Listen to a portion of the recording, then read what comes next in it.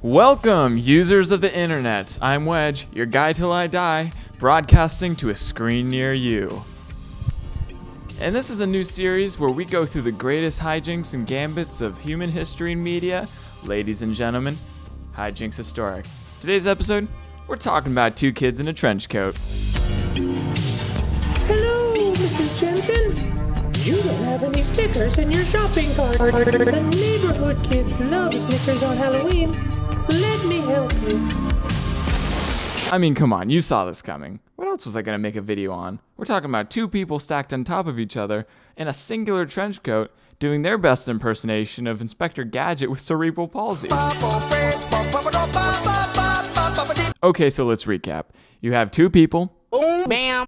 and a trench coat. Bop. Two kids in a trench coat, aka the totem pole trench, is a thinly veiled ploy that requires extreme stupidity on both ends. Someone stupid enough to think that it will work, and then another person stupid enough for it to actually work on. And that's the beauty of the bit, because you know when you see someone who's clearly two people dressed in a trench coat. It does not escape you. It doesn't fly over your head. You see it, you know it. And the imagery of like such an iconic visual is what gets you every time. It's great. It just gets you. You love it. You love to see it. You love to see that old warbly torso, and you're like, I bet there's another person in there. So yeah, the immediate recognition of this bit means that most of our examples will not be occurring in the real world. It takes a script for this to fly past someone. I mean, this isn't exactly inconspicuous, is it? But like I said, it works on TV, and because it's one of the most resilient tropes in comedy, I have a lot of examples to show you. Before I get to that though, I just want to say it's kind of funny. During the writing of this episode that you're watching, I was watching Nakey Jakey, great YouTuber, I recommend him, and he made the reference to the trench coat bit. Oh, no, wait, never mind. It's actually just 12 viruses in a trench coat disguised as a song. It was a sight to behold. It was like I was a safari man out in the wild, seeing a hijinks in the public language, in the Queen's language of English. I don't know what we have, what our equivalent of the Queen's English, but the hot dog's English. Let's get into some history. You know, first I just want to say how thankful I am that tvtropes.org exists, because they keep an archive of all the examples of the totem pole trench. It's not dated, nothing's ordered, and it doesn't include the source materials, but I'll take what I can get, because Google is not advanced enough to search everything ever and tell me when the first time two dudes hid in a coat together. I mean, come on. You think Google can tell the difference between this and that? Not a chance. Make a hate-related joke. I mean, Google might be the only thing that would actually ever fall for the totem pole trench. Oh, please confirm you're not a robot? More like, please confirm you're not two guys stacked on top of each other in a trench coat, because Lord knows I can't. I'm Google, and I'm just software. I'm not human. Anyway, let me tell you about the first time this happened in a movie. The year 1932.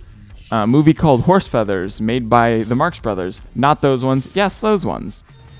Faravelli, you've got the brain of a 4-year-old boy, and I bet he was glad to get rid of it. Horse Feathers is a wild movie. Think Animaniacs IRL. It's got zaniness out the ears. We're talking gags on top of bits on top of goofs on top of spoofs. I mean, look at this. They're sawing a hole around them to fall through the floor. That's straight up out of Looney Tunes. And they did it before Looney Tunes did it. It's crazy. It's wild. It's good fun. But it is weird and awkward, and I do not like the look of this guy. But it gave us this. Before you go, and you too, you numbskull.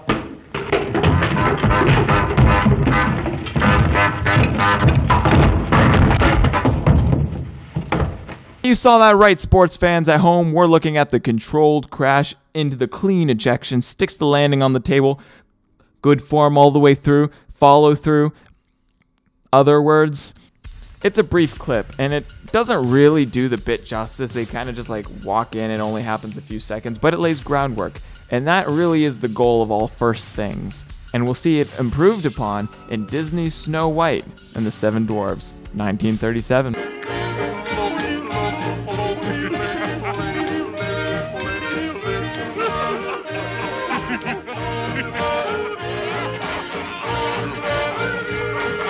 What we see in Snow White is a lot more typical of what you'd find from this this bit. Like you've got the two dwarfs. They're dwarfs stacking on top of each other because they're not tall enough to dance with. They're honey, they're shoddy. So they put on their coat, and they dance with her, and it's a good time. There's no one's fooled in this. It's not a ruse per se. But this does introduce the first time that the sneeze of death foils it. Person on the bottom sneezes, knocks them down, and that would go on to be a little bit of a cliche in this trope. Now, I never really saw any other examples of this happening, but I do remember that being like a common feature of this gag is this person sneezes and they topple over. So either that's just what it is, it's you can just believe what I'm telling you, or it's like a Mandela effect sort of deal where it just isn't what happened and I'm just imagining it, which I guess is possible. Either way, it's interesting because it stems from a character whose like sole attribute is just that he sneezes a lot. So future iterations of this would of this trope would carry on that trend, I think. Let's talk about some more modern examples. A lot of people probably recall the Little Rascals doing the bit. They got the fake mustaches. It's really cute, fun times. I also saw online that supposedly there's a character in BoJack Horseman that does this, but I looked at like the footage and it kind of just looks like a normal guy. I think they're misunderstanding the bit. Like, it's not just having a trench coat. There's got to be two people in there, or two or more. Like, I think this is just a normal person though. So I don't know, maybe they just got it wrong. That joke makes sense if you've watched BoJack. Like in the show Princess Caroline, it dates these three boys in a trench coat, and like she just doesn't seem to know that that's what they are. Like she thinks it's just a guy, and it's like actually hilarious. It's like really, really funny. I keep telling him he works too hard. Come on, Vincent, let's get away from the rat race. Take a cruise someplace wet and Latin. I mean, can you imagine this body in a swimsuit? I literally cannot. Did a funny twist on this in Austin Powers Goldmember, where Austin Powers sits on top of the shoulders of Mini-Me, and it's all lopsided, and he's like, lopsided. Also in Space Jam, all the aliens stacked up inside, a trench coat to sneak into the the NBA game. Weird part about that one though is then they turned into like kind of a gelatinous goop snake thing, and then slip their way through people's feet onto the court. And if that's something that they had the power to do, I don't understand why the trench coat was really necessary. I feel like they could probably just have done that from the beginning, just kind of sneak through. But the trench coat's funny. Of course there are more examples, but like, come on. What do I look like, a Wikipedia page to you? I'm not here to read them off. But those are some of my favorites. But Wedge, are there any real life examples?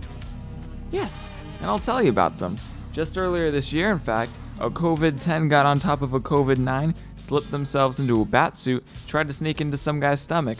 Although luckily we've established this bit never actually works in real life. Spiral, downward spiral, downward spiral, downward spiral, downward spiral. Here's a video of two guys trying to sneak into the Black Panther premiere, stacked on top of each other with a trench coat. Really is great, really love it. I don't think they got away with it. Also, here's a guy with another guy kind of like wrapped around him, trying to be like one fat person. Not quite the same bit, very similar energy. Also, and you've seen footage from it already, but there's an entire playlist on YouTube. It's got like 288 videos of real life, just homegrown YouTube videos of people doing this. It's great. Whoever compiled it had just so much free time, and I commend you. Also in the Eric Andre show, this was on TV, but like it was an actual prank. He did he tried to buy a car. It counts. Now here's a historic real life example. This is real. You had two Jewish guys stack on top of each other and put on a contraband Nazi uniform and snuck out of a concentration camp that way. And the conversation went something like this. Oh, how tall you are. What's better than to see the victory of the Nazis over the horizon? What large nose you have. What's better than to smell the filth of the non-Aryan and the Jews? And then he teared up and went, "Mine man." That didn't happen. But if it did, that'd be funny, I think. Oh my god. Okay, do you wanna... Hold on, before you go up. Oh my god. Is this even gonna be enough to wrap around him? Shit, that's actually... No, it's not even gonna wrap around him. Hold on. Oh no. You can totally tell. We gotta roll with it. We're already here. Turn right a little bit. Turn right. Okay. Okay, you're in. It's not big enough, dude. It's not big. You're right. I just... Okay. Can you see him? Turn, pivot to your right. Can you see him at all? Not really, but it's like pretty obvious. I can't wait to go to the Macy's and buy some clothing. Oh my gosh. I hope it fits. I am so tall. Pivot to your left 90 degrees. Back up like 3 steps. I'm doing an advertisement for Chico's. Shop at Chico's. It's great for men my size. Anyway, I'm just trying to visualize in this. Good evening. I don't know how people do it, because like, how can you get like, how do you possibly get a coat big enough? Tape's not sticking because we've already done the first attempt. So it's gonna be kind of ratchet, but we'll see. As long as we're, I don't know. Hold on. Let me just see if we can hold it.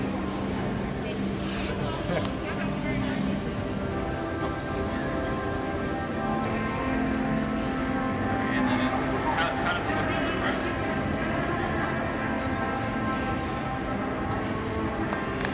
How are we looking?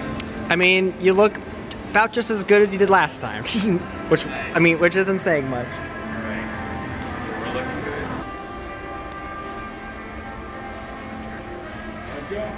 Hi, how are you doing today? I'm good.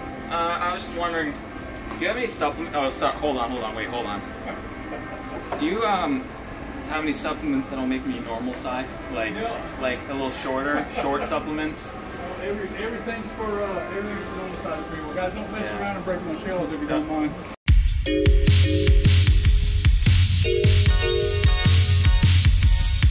Alright, and now it's time for the outro. This is a great bit. I think it's really funny.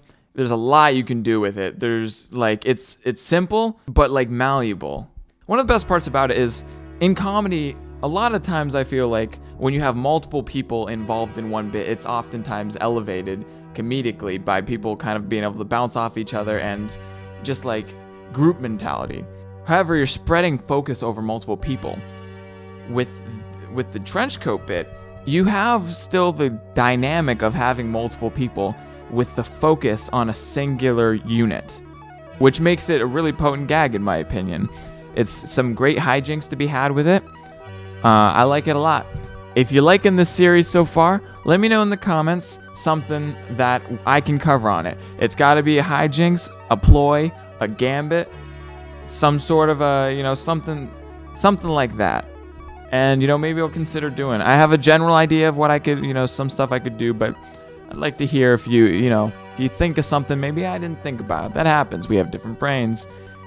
Anyway, I've been your guy Wedge, and you know what? Have a good one. You deserve it.